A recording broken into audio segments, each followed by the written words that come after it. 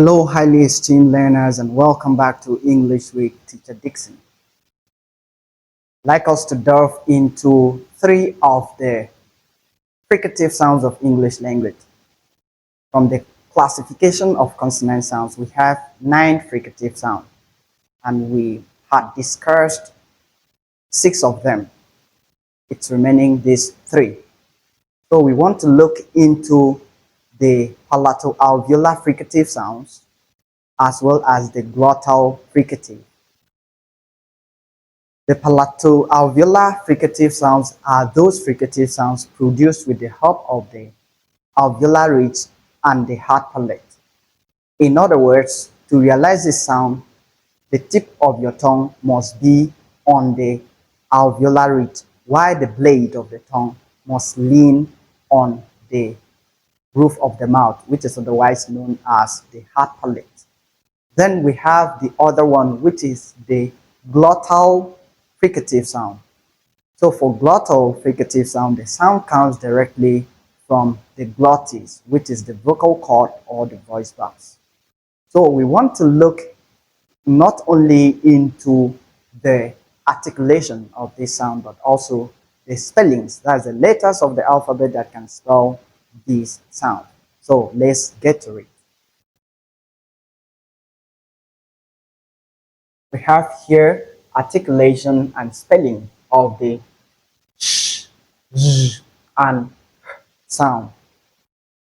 So the first one is the voiceless palato-alveolar fricative. Voiceless because there is no vibration of the vocal cord during its articulation.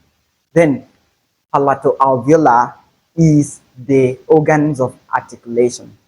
This describes the organs of articulation, which is the hard palate as well as the alveolar ridge. Then fricative because it makes a hissing sound or sibilant sound. So let's articulate this sound together.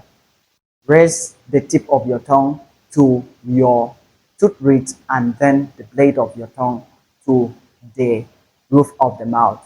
And then say this sound with me. This is articulated as sh, sh, sh. So we have this sound in different words at different words position. So these are the obvious spellings for the sh sound, ranging from is h, which is the most obvious spelling of the sound, as in shape, shop, shout, shine. In these words, in place of the sh, we have the sh sound. Again, we have ti in some words, especially words with tion. In place of that ti, we have the sh sound. That's why we have words like nation, station, caution. So in place of ti in tion, we have the sh sound. We don't have t there, rather we have sh. Also, in place of ci in words like spatial, spatial, social, social, and precious, we have the sh sound. And also is I, that is in ssion, where you have the double s before I, you're likely to have the sh sound, as in mission, passion, expression, and many others. Note, I'm saying where you have double s, not one s. So in place of tion, ssi, likely to have the sh sound. That's the voiceless palato-alveolar fricative sound. Moreover, let's look at the voiced palato-alveolar fricative. The difference between the voiceless palato-alveolar fricative sh and the voiced palato-alveolar fricative z is the application of voice. So this one is voiced, whereas this other one is voiceless. So we can have this sound z in place of letter a's. in some words, not in all situations. Note that the obvious sound that can be spelled by this particular letter is the alveolar fricative sound. But in this case, we can have the letter A spelling the voiced palato-alveolar fricative depending on the position in words.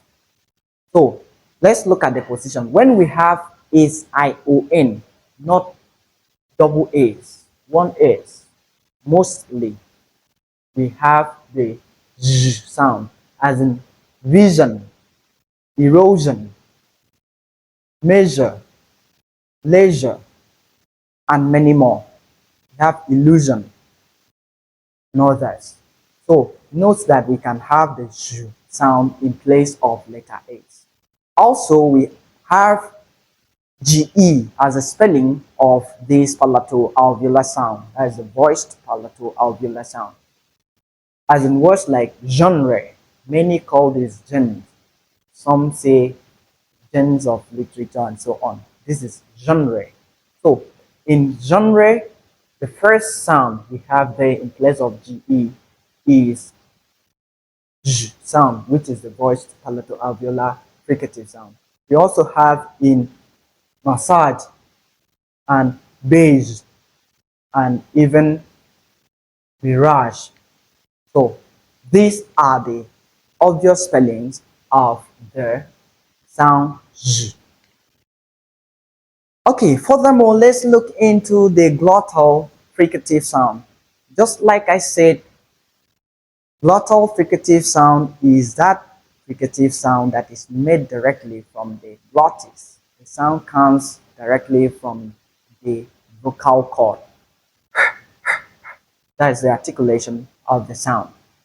And we have only one glottal fricative sound, which is voiceless. It has no voice. We have only one spelling for the sound, and that is letter H. So this one can be suggested by the letter, though not in all situations. We can have it in place of letter H as in heart, home, hot, hello. However, I'd like you to pay apt attention to the key exceptions we have as long as the sound is concerned. We can have letter H, but we don't have the sound. So it is very important to check up all these words and others to confirm whether we have the sound in place of the letter H before you conclude. For instance, in this particular group of words, we don't have the sound, but we have letter H in the spelling. So this is pronounced as hour and not hour. This is honor and not honor. This is honest and not honest. This is and not her. This is honorable and not honorable. So note that we don't have the sound in the transcription. We have the transcriptions below and we don't have the sound. Another word I can add to this is vehicle. Vehicle. It is not vehicle because the sound is not there in the transcription. So I'd like you to pay apt attention to all these words and the sounds and ensure you articulate them accurately when you are speaking.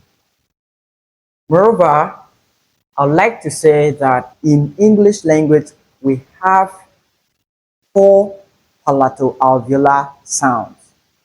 2 are fricatives, while 2 are affricates. And we had discussed the affricate, the palato-alveolar affricate previously.